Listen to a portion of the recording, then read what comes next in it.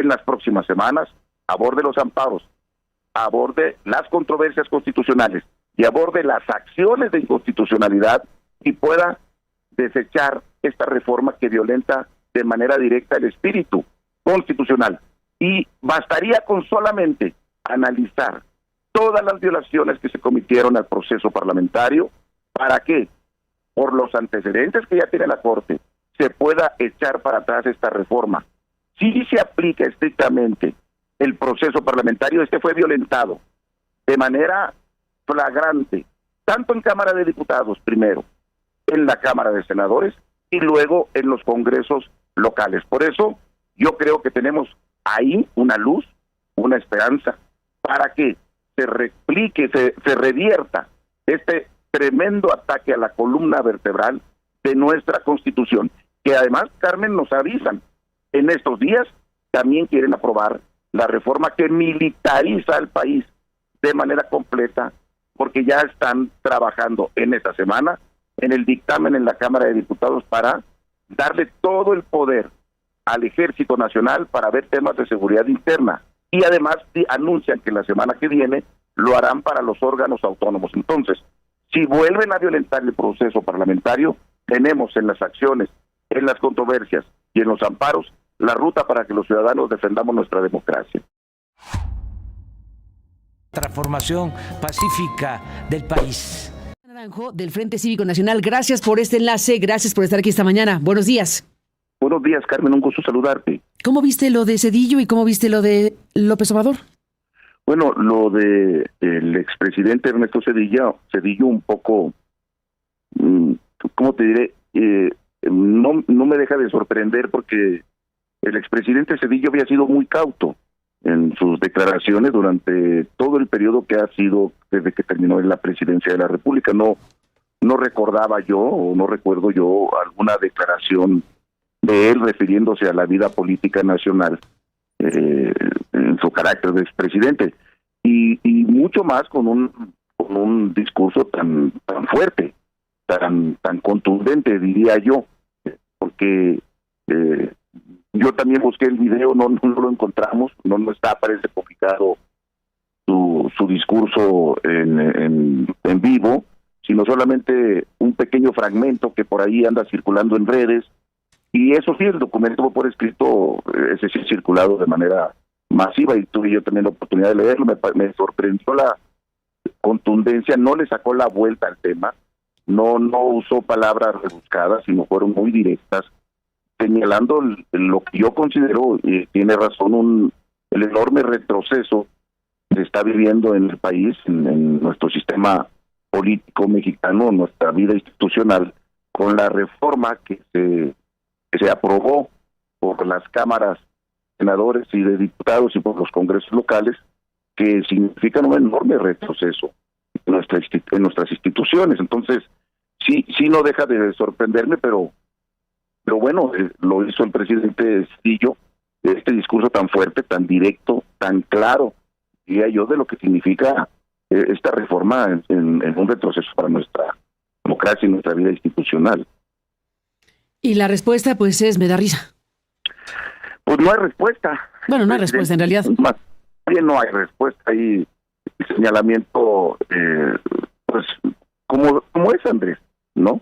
Cuando no quiere entrar a la discusión de fondo de lo señalado, pues busca distractores, lanza bengalas, y ahora resulta que el expresidente tendría que habernos convocado a no pagar impuestos para poder que le dé algún sentido a su intervención y no entra al debate de lo ahí planteado, porque el expresidente trata el asunto con largueza, con amplitud, y va desmenuzando lo que significa paso a paso la reforma que hoy se está queriendo implementar a nivel nacional. Entonces, Andrés pues le saca la vuelta, no responde al tema, como suele suceder con Andrés. Nunca entra a la discusión de fondo, trata de desviar con argumentos baladís el centro del debate, y le da la vuelta, distrae del foco principal. Y el foco principal está en la reforma al Poder Judicial que ya fue aprobada en la Cámara de Diputados, como fue aprobada con esa mayoría que, bueno, pues también critica a Zedillo. Por cierto, se detiene en el tema del INE, se detiene en el tema del tribunal, se detiene en la parte en donde pues se aprobó una reforma de este calado y las que vienen a partir de una mayoría obtenida de la forma en que se obtuvo en la Cámara de Diputados y luego la mayoría calificada que se obtuvo de la forma en que se obtuvo en la Cámara de Senadores. También se detiene ahí el expresidente, en parte de lo que se ha discutido ampliamente en México. Así es, Carmen, porque no debemos de olvidar por qué estamos donde estamos hoy, parados. Primero, que hubo una elección, desde mi punto de vista y de muchísima gente que entiende de estos temas, absolutamente inequitativa. La elección tuvo de por sí el pecado original de que el presidente de la República decidió participar con todo el poder de la silla presidencial en el proceso electoral que acabamos de vivir en junio de este año. O sea, una elección inequitativa contra lo que luchamos, lo que denunciamos, lo que exigimos y lo que plasmamos en la Constitución para lograr que la presidencia de la República tuviera un carácter neutral en las elecciones en México. Andrés Manuel violentó de la A a la Z toda la neutralidad presidencial para hacer una elección inequitativa. Y ahí podemos hacer una larga lista de intervenciones del presidente, desde la inequidad económica a la inequidad mediática, la inequidad presidencial. Bueno, pero después de eso, no bastando con que tuvo una elección inequitativa, impusieron la visión de que el 54% de los votos que tuvieron para la Cámara de los Diputados y de los Senadores se convirtiera en un 73% de la Cámara de Diputados. O sea, sobrerepresentaron el resultado electoral en las urnas, en su composición en las cámaras de diputados. O sea, ellos no tuvieron el 73% de las curules. Ellos las adquirieron de manera ilegal, de manera inconstitucional, y cometieron un atropello tremendo. Bueno, no bastó haber tenido el 73%, sino que luego fueron a comprar más votos.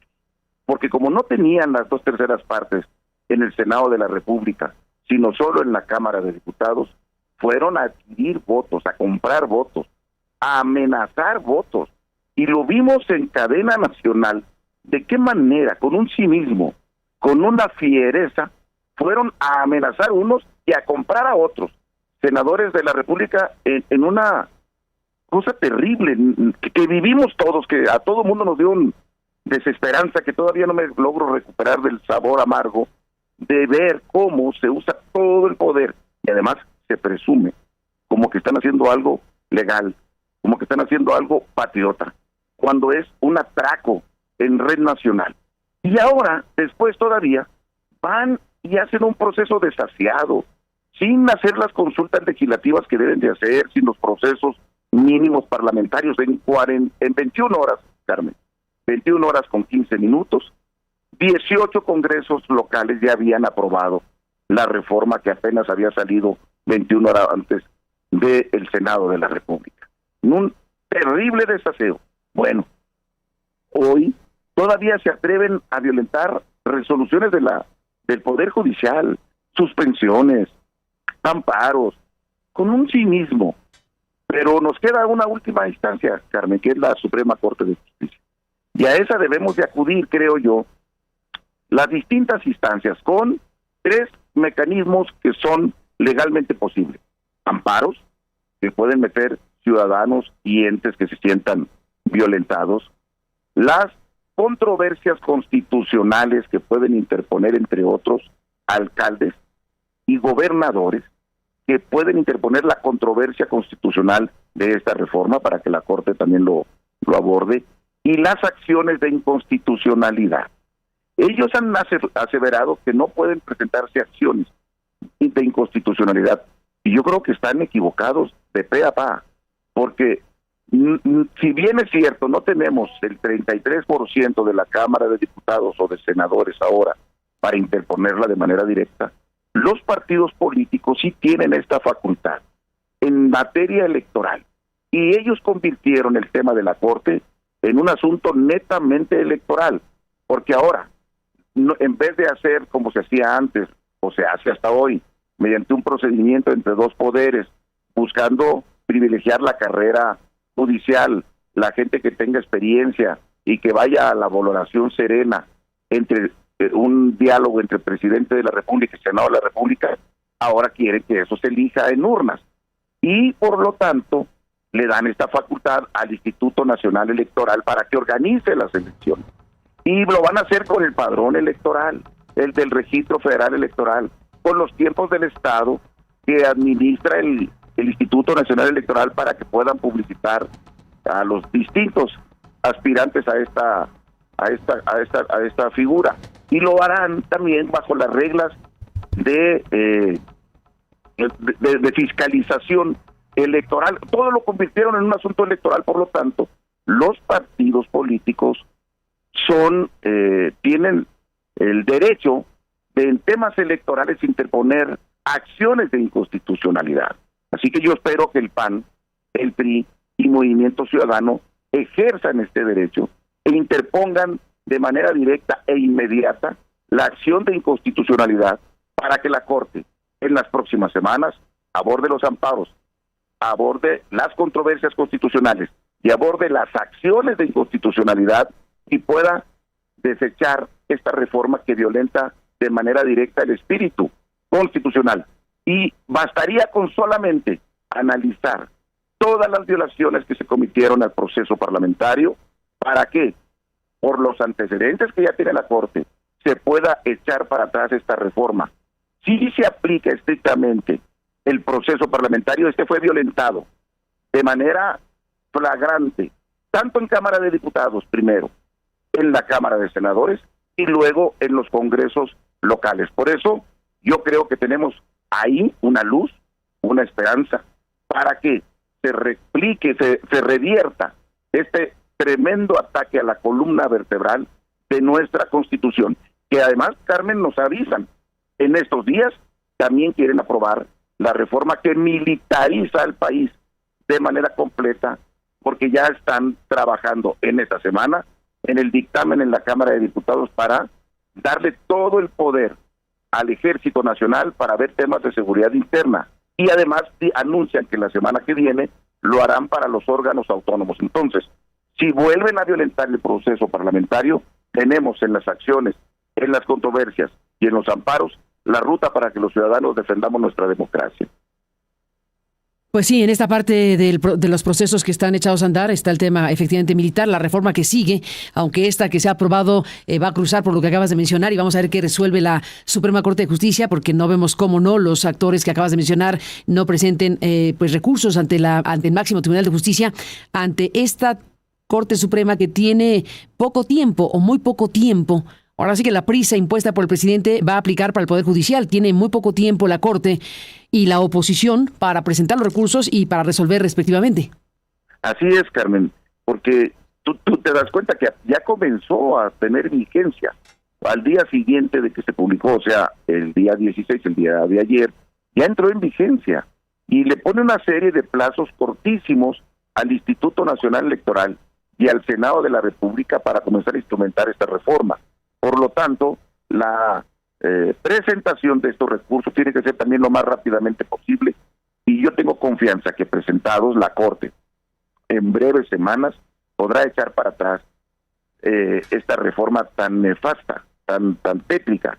Fíjate, Carmen, a ver, Adán Augusto estará en unos próximos días ya votando el comité evaluador de los que sean presentados como precandidatos o como candidatos a ocupar la Corte y los distintas instancias del Poder Judicial, juzgados de distritos, en fin. Adán Augusto, ese mismo que vimos tomar el teléfono y pasárselo a Noroña cuando un senador estaba desaparecido de una bancada y dijo, yo aquí lo tengo y ya hablé con él. Noroña va a ser el otro responsable, el personaje que ahora nos pedía que todo mundo se comportara con honradez y ornato en la Cámara de Diputados, cuando él era el experto en tirarse al suelo a cualquier provocación habida, y y tomaba el micrófono e insultaba a todos. Ahora nos pedía a todos que guardáramos la calma y el proceso parlamentario, y Monreal será el otro responsable, que habla ahora de nepotismo. Fíjate nada más, ¿quién habla de nepotismo? el que tenía un compadre resolviendo el tema de su hija, de la cual el juez era padrino de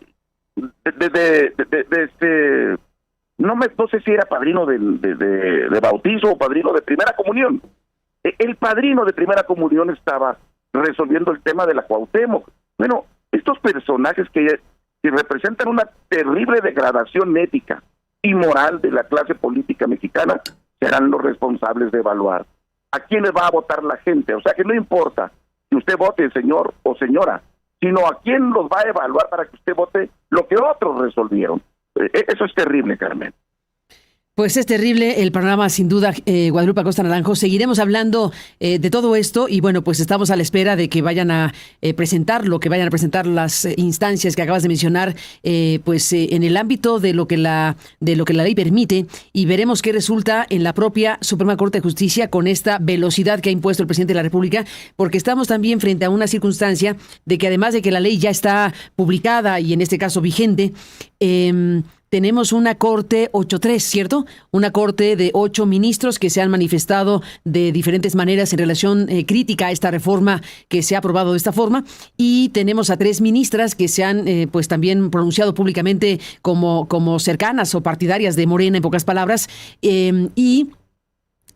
un ministro de los 8 que forman mayoría, que es Luis María Aguilar, que termina su gestión en noviembre 2024. Así que tenemos una situación de carácter urgente en esa materia.